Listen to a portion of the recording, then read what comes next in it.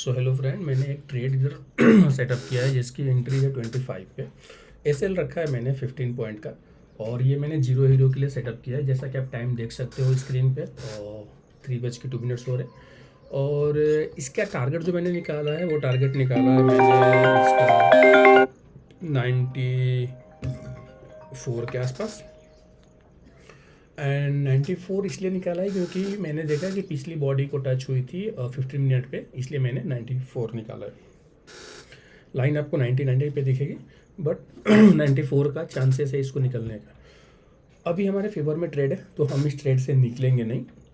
Reason क्या है? क्योंकि जो थीटा की वैल्यू है वो हमारे फेवर में है। अगर एक रूल है जीरो हीरो का कि अगर ट्रेड दिन भर मार्केट बियरिश है तो चांस बनता है बुल में मार्केट बनने का, और अगर दिन भर बुलिश है तो चांस बनता है बियरिश में। ये डिपेंड करता है थीटा की वैल्यू पे। सो ऐसे कंडीशंस में हम जब भी ट्रेड पंच करेंगे तो हम ट्रेड जो इंडेक्स की वैल्यू है जो कि 80,600 के आसपास है, उसके आसपास का हम चूज करेंगे। ओटीएम बिल्कुल नहीं जाएंगे, कोशिश करेंगे कि इन द मनी हो और थीटा डी के उसमें हाईएस्ट हो। तो इसलिए ये सोच के हमने एक ट्रेड पंच किया है जीरो हीरो में। अब हम इसको वेट करेंगे कब तक? इसको हम वेट करेंगे 3:10 तक, उसके आगे नहीं वेट करेंगे। चाहे हमें ट्रेड मिले या ना मिले, जो प्राइस रहेगी वहाँ से हम लोग निकल लेंगे 3:10 के बाद, 3:10 के पहले निकल लेंगे। और ईयरली जो जीरो हीरो बनता है वो बनता है 254 पे, 56 पे एंड 3 PM पे। सो हम वेट करते हैं एंड देखते हैं कि क्या मिलता है, हमें टारगेट मिलता है कि नहीं। और मैं 95% श्योर हूँ कि हमें टारगेट मिलेगा, और 5% श्योर नहीं हूँ क्योंकि मैंने इसलिए पुट का भी खोल के रखा है इधर साइड में, क्योंकि अगर पुट में स्पाइक बनती हुई दिखी तो हम यहाँ से निकल जाएंगे कॉल से। उस टाइम पे हम प्रॉफिट में हैं लॉस में हैं, डोंट केयर। क्योंकि अल्टीमेट आपको कैपिटल भी सेव करना ज़रूरी होता है अगर आप एक अच्छे ट्रेडर हो तो। सो ये सब सोच के I have setup this one. अब ये हमारे फेवर में है तो मैं वेट करूँगा और देखूँगा कि ये 94 का टारगेट देता है कि नहीं। Okay, so let's wait. हो सकता है कि वीडियो थोड़ी लंबी हो जाए, 3 to 4 मिनट्स का, लेकिन आप देखना, और it will give you confidence कि हाँ हम अपने ट्रेड को कैसे होल्ड करें।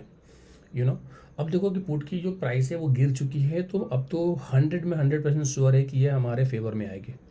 एक रेड कैंडल बन रही है, बट डोंट वरी, ये रेड कैंडल बहुत से बनेगी। अगर नीचे गई तो 50 को टच करेगी शायद, can not cross the 50, believe me.